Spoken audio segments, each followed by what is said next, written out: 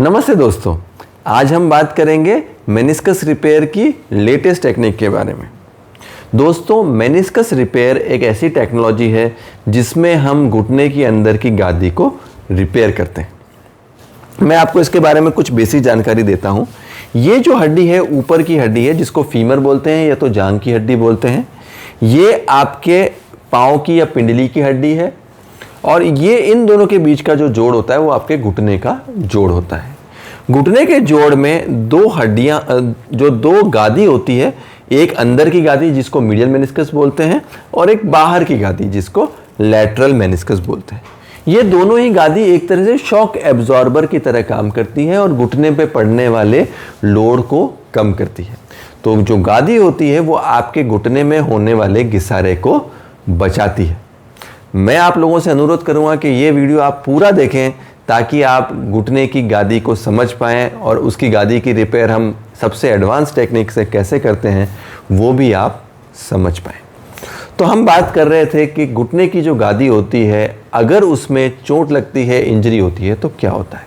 अगर आपके घुटने में की गादी में इंजरी है, गादी फट गई है, अगर आपको मेनिस्कस टेयर आ रहा है तो इसके दो तरह के ट्रीटमेंट अवेलेबल होते हैं।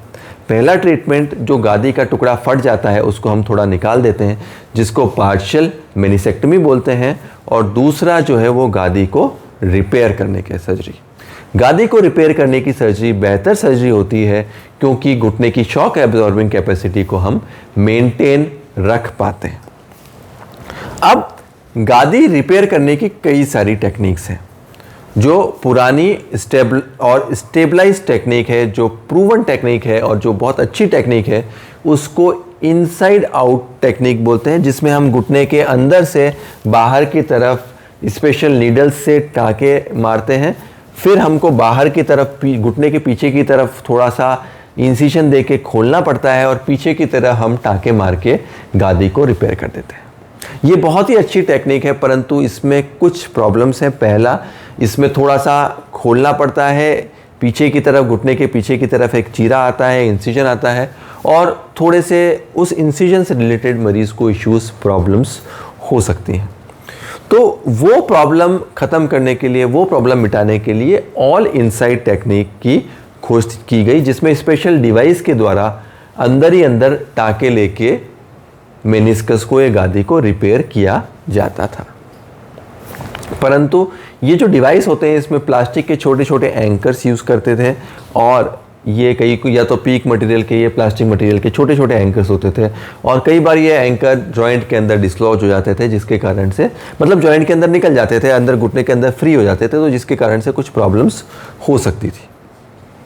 तो इन दोनों ही तकनीकों का मिश्रण के रूप में ये जगर स्टिच टेक्नोलॉजी लॉन्च की गई है, जिसमें दोनों ही तकनीक, मतलब ऑल इनसाइड टेक्निक और इनसाइड आउट टेक्निक, दोनों की ही विशेषताओं का मिश्रण है। ऑल इनसाइड टेक्निक की तरह इसमें पीछे की तरफ कोई चीरा मारने की ज़रूरत नहीं पड़ती है, और इनसाइड आउट टेक्निक की तरह इसमें कोई इम्प्लांट, कोई फॉरेन पार्टिकल, कोई पीक या प्लास्टिक का मटेरियल यूज़ नहीं होता है। तो दोनों ही तकनीकों का मिश्रण ये टेक्निक है जिसको जगर स्टिच टेक्नोलॉजी बोलते हैं। ये टेक्नोलॉजी दो टेक्नोलॉजियों का मिश्रण है। पहले टेक्नोलॉजी जगर नॉट टेक्नोलॉजी होती है, जिसमें ऑल सूचर इम्प्लांट होता है, मतलब इसके अंदर एंकर होता है पर वो सिर्फ धागे का बना हुआ होता है, उसमें कोई प्लास्टिक, कोई पीक या कोई मेटल मटेरियल नहीं होता है। और दूसरा, इसमें एक जिप लूप लॉकिंग टेक्नोलॉजी होती है, जिसमें दो एंकर्स के बीच का जो धागा होता है उसको हम लॉक कर सकते हैं। ये जो डिवाइस है ये दो तरीके के, दो वेरिएशंस में अवेलेबल है। एक जो स्ट्रेट डिवाइस होता है और एक कर्व डिवाइस होता है। ये एंकर, ये जो डिवाइस होता है, इसके अंदर अंदर दो एंकर होते हैं जो नीले रंग के होते हैं और अपने आप में धागों से ही बने हुए होते हैं।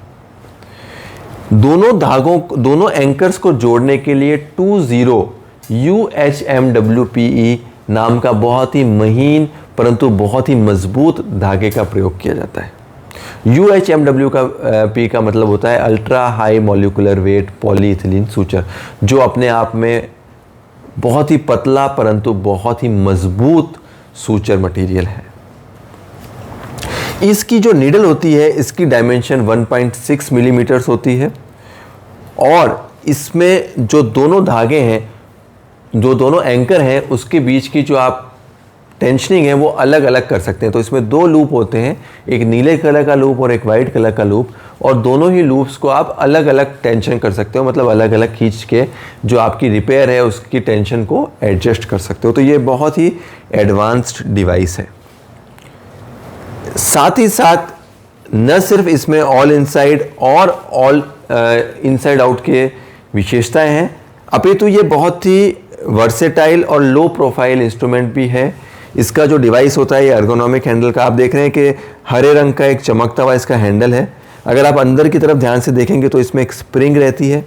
काले रंग का एक इसमें एक डिलीवरी हैंडल होता है। इसको आप एक हाथ से भी यूज़ कर सकते हैं और दोनों हाथों से भी यूज़ कर सकते हैं। इसको प्रयोग में लेना सर्जन के लिए बहुत ही आसान है। अच्छा, जो सफ़ेद कलर का आप ऊपर की तरफ देख रहे हैं ये आपका डेप्थ एडजस्टर है। तो आप डेप्थ एडजस्ट कर सकते हैं कि कितना अंदर जाना है। 10 मिलीमीटर से 18 मिलीमीटर तक की डेप्थ आप एडजस्ट कर सकते हैं कि आपका जो नीडल है वो कितना अंदर पेनिट्रेट करे, तो वो आपकी चीज़ कंट्रोल में रहती है। तो आपके होने वाले नुकसान, किसी भी तरह की प्रॉब्लम या किसी भी तरह की कॉम्प्लिकेशन होने का चांस न्यूनतम रहता है।